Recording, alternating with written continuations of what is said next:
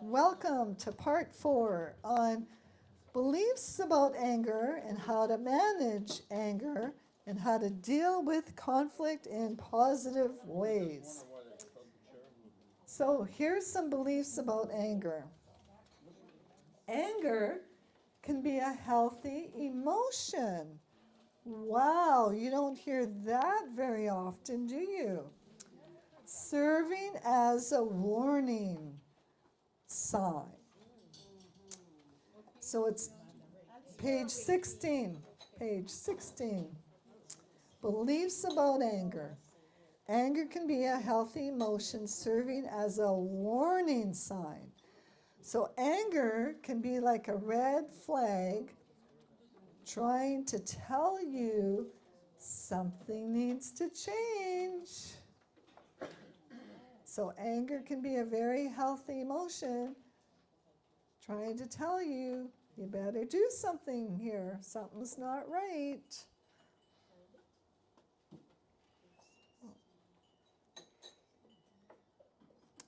It can provide energy to mobilize you. Sometimes when you get sick and tired of being sick and tired, hallelujah, that's a good place to change.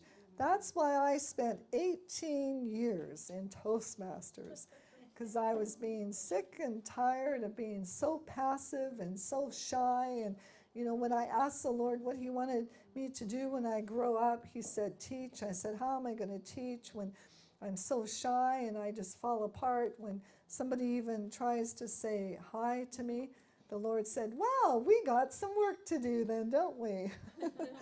Oh yeah, 18 years in Toastmasters. Oh, thanks a lot. But I was mobilized. I was energized to do it because I thought, you know what? I don't want to live the rest of my life being so scared of what other people think. It's time to conquer this thing, and I am willing to do whatever it takes. So in Ephesians 4:26 and 27, be angry and do not sin. Do not let the sun go down on your wrath, nor give place to the devil. Leave him no room or foothold. Give him no opportunity. Romans 12:21. Do not be overcome by evil, but overcome evil with good. So you can only do that with a relationship with God.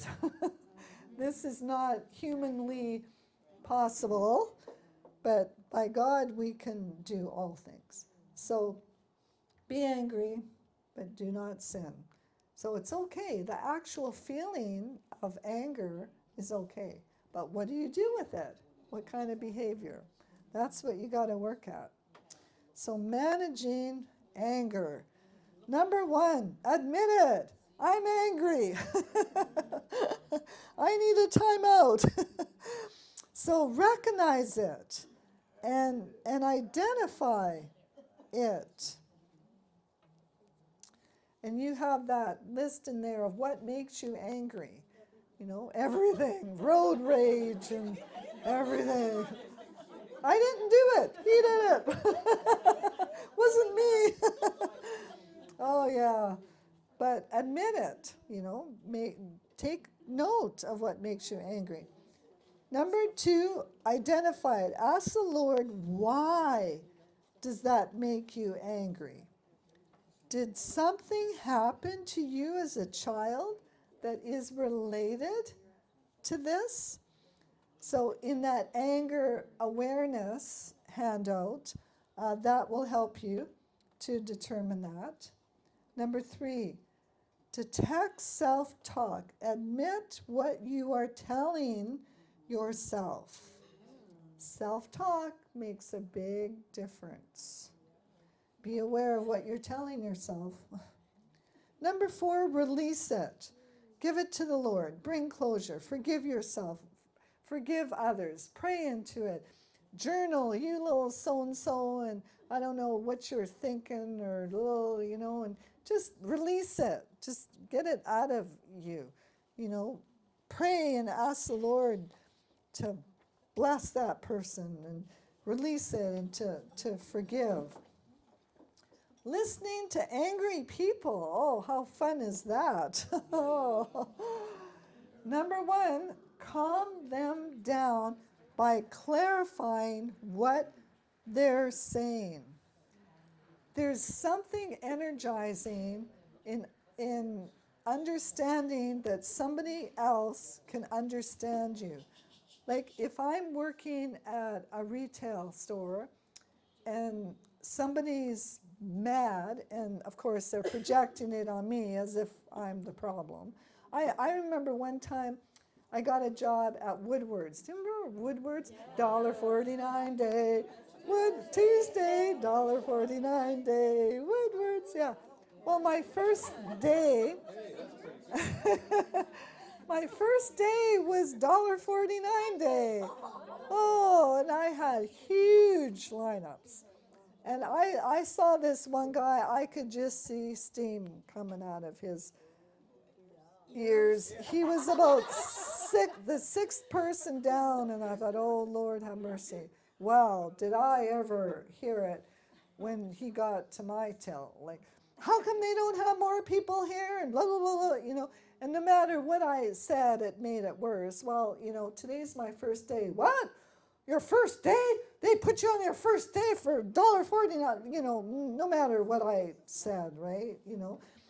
And to clarify what he said, yes, sir, I can understand you're upset because you're in a hurry and you just wasted half an hour standing in line. I understand what you're saying. Wow. Like, even just clarifying that I understand why you're angry, and to clarify, you know, it calms them down. I didn't solve a problem, but wow, it sure makes a difference. So calm them down by clarifying what they're saying. Yes, I understand that you're angry because, you know, wow, you understand. So that helps. Number two, give a timeout if necessary. So, you know, if they're yelling and swearing and they're in the crisis stage, yeah, get out of here. You know? Yeah, go stand in the corner. But timeout is wonderful. I give myself a timeout all the time. I go for long walks and I love it. Fresh air, sunshine. Manage your own anger so you can defer negative emotions. So let's talk about this. How do you manage your own anger? How do you calm yourself down? Number one, monitor your triggers. You know, what triggers your anger? I had so many triggers, it's crazy. So how did you monitor that? Take note of it. Like when I got angry, what made me angry? So I had like 2 pages of, you know, people interrupting me, people stealing my gift, stealing from me, right? I made a list of all the, like somebody said, what made you angry? Everything? Okay, then write down, you know, try to be specific, but what makes you angry? And then monitor that. Like when I was going to a family reunion and we were there and I was told we're going to play that game. It's like, oh, Lord, have mercy. So I knew, okay, calm yourself down. Like, last time I played this game, it didn't turn out very good. So I'm like talking myself, oh, help me, Jesus. So you're being aware of what has triggered you in the past. Number 2, breathe deeply. Oh, yes. When I went to anger management, that's the number one thing they told me, is that when you get angry, your breath gets really shallow. And they said that there's a lack of oxygen to the brain. That's why when you get angry, your ability to be logical flies out the window, because there's a lack of oxygen to the brain. So just breathing. So what you do is you breathe in deep through your nose for 4 seconds, and then you hold it for 10 to 15 seconds, and then you exhale it out of your mouth for 5 to 6 seconds. And you try to do that 4 to 5 times. And it actually helps you to get rid of anger, which is interesting. I had a counselor where I worked at Riverside Mm-hmm.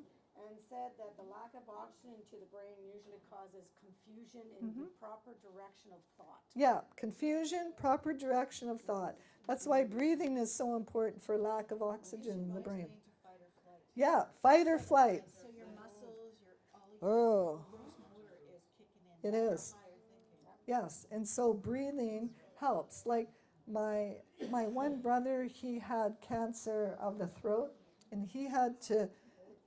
They would like bolt him onto this bed, and he would have to do radiation. And what do you call it when you're scared of small place? Claustrophobic. Yeah, he was claustrophobic.